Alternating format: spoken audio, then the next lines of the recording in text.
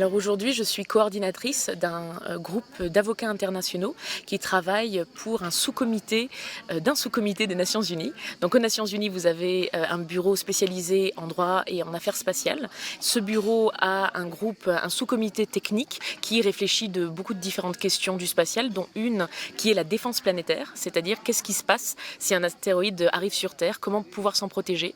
Et ces scientifiques se réunissent plusieurs fois par an, scientifiques internationaux, avec différentes spécialités, mais toutes focalisées vers le domaine de la défense planétaire et des astéroïdes et des comètes. Et ces scientifiques avaient des questions de droit international et voulaient savoir si, par exemple, il était possible d'utiliser certains outils potentiellement nucléaires pour pousser un astéroïde qui viendrait vers la Terre. Et cela, ça a rapport au droit international du spatial.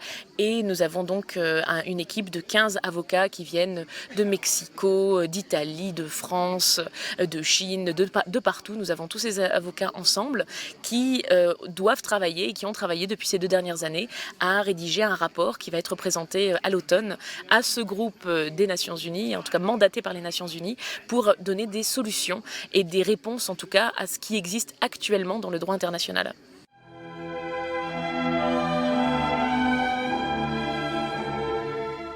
Les enjeux sont grands, tout simplement parce qu'actuellement, un des risques est que nous n'ayons pas d'informations vraiment beaucoup à l'avance si un astéroïde arrive, et on ne veut pas qu'il y ait des blocages de possibles missions de sauvetage parce qu'il y aurait des inquiétudes.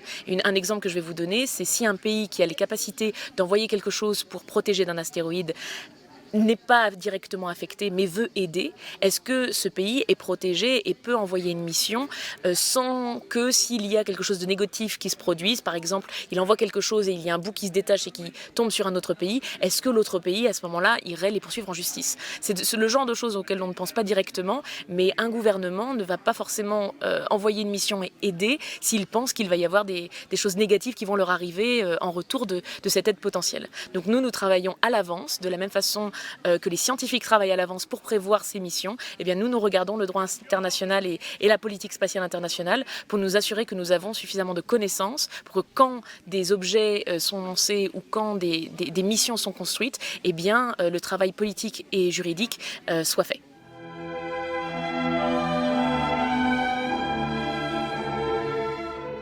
Les scientifiques ne sont pas des scientifiques, ce sont des êtres humains qui ont décidé de dédier leur vie à la science et à l'ingénierie. Et les citoyens ne sont pas des personnes sans expertise, ce sont des gens potentiellement retraités qui ont travaillé toute leur vie dedans. Ce sont des gens qui ont décidé d'aller dans un autre domaine mais qui ont une passion pour l'astronomie et la science. Ce sont des gens qui sont allés dans d'autres carrières mais auraient pu absolument devenir ingénieurs du spatial. Ou ce sont des citoyens qui ont des pensées d'éthique, de philosophie des sciences. Et ça, il n'y a pas besoin d'avoir un diplôme pour avoir une sensibilité à ces questions. Et ces informations-là, ces retours-là, c'est la chose la plus précieuse parce que ça nous permet à nous de faire un travail beaucoup plus complet.